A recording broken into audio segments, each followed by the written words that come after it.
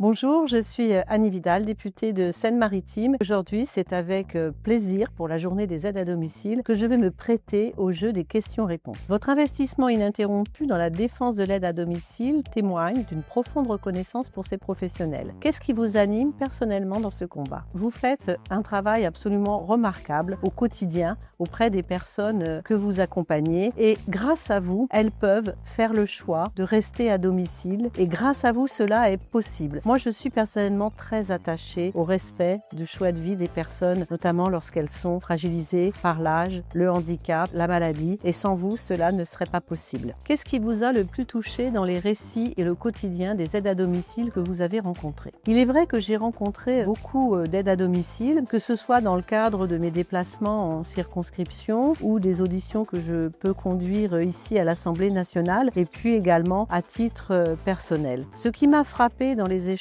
que j'ai eus avec les unes ou avec les autres, c'est bien sûr la difficulté de ce métier, mais aussi la beauté du métier. La difficulté parce que je sais que dans votre quotidien, il y a les déplacements, les stationnements quand vous intervenez en ville, les logements qui parfois ne sont pas adaptés à la prise en charge et qui complexifient votre intervention. Et puis aussi, et j'espère que c'est le moins souvent possible, un accueil qui n'est pas toujours très chaleureux. Donc tout cela rend le métier assez difficile, mais je sais aussi que c'est un beau métier. J'ai souvent entendu beaucoup d'entre vous le dire, parce que c'est un métier du lien et parce que vous apportez beaucoup de choses quand vous arrivez. Vous êtes parfois la seule personne qui est vue dans la journée et ça, c'est extrêmement important. Je sais aussi que certaines d'entre vous, je dis certaines parce que majoritairement la profession est féminine, compte tenu des horaires qui se déroulent sur une amplitude parfois longue, complexifie l'organisation de votre quotidien quand vous avez des enfants ou une famille à gérer. Donc j'ai bien conscience de tout cela. Mais au-delà de ces difficultés, j'ai aussi entendu un engagement qui va parfois au-delà de la stricte intervention que vous devez faire. Pourquoi les aides à domicile peinent-elles à obtenir la reconnaissance qu'elles méritent? Notre société mesure-t-elle pleinement leur rôle essentiel? Je crains que dans l'inconscient collectif, il apparaisse naturel que les femmes prennent soin des plus fragiles d'entre nous, des personnes âgées, des enfants parfois ou des personnes malades. Je pense qu'il nous faut vraiment lutter contre cela parce que ça n'est pas acceptable. Ce que vous faites est un métier à part entière et doit être reconnu en tant que tel. Je pense qu'il y a une part de protection parce qu'il n'est pas impossible que certaines personnes aient une forme de culpabilité de ne pas prendre soin de leurs proches. Et du coup, c'est peut-être facile, le déni, si j'ose dire, pour cacher une part de culpabilité. Pour ce qui est de la prise de conscience de la société sur le rôle essentiel que vous jouez, certes, la prise de conscience avance, elle avance selon moi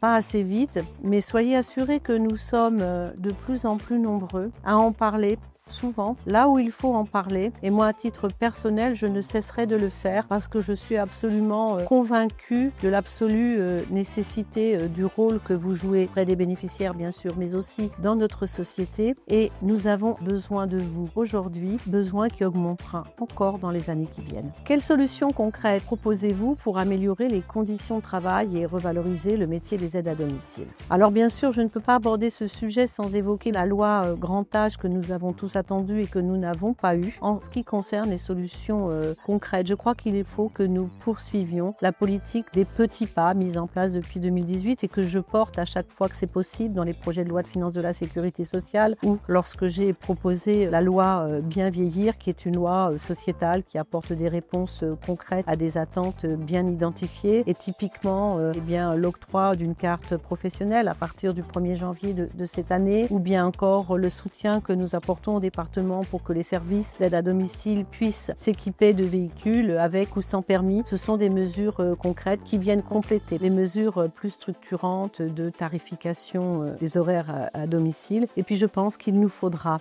à terme sortir de cette tarification horaire, de ce temps compté qui génère pour vous, je suppose, du stress et puis qui vous prive potentiellement de ce qui compte beaucoup pour vous, je le sais pour l'avoir entendu, c'est-à-dire le temps du lien, de l'échange avec la personne que vous accompagnez. Quel message souhaiteriez-vous adresser aux 250 000 aides à domicile en France? Je voudrais d'abord vous dire merci. Merci pour ce que vous faites et surtout, merci pour ce que vous êtes. Je voudrais aussi vous dire le grand respect que j'ai pour votre votre métier, qui est un métier difficile, nous l'avons évoqué tout à l'heure, mais qui est aussi un beau métier. Je voudrais dire ma gratitude parce que nous vous confions celles et ceux que nous aimons pour que vous en preniez soin. Donc tout cela mérite vraiment que la société tout entière s'engage pour vous donner la reconnaissance que vous méritez.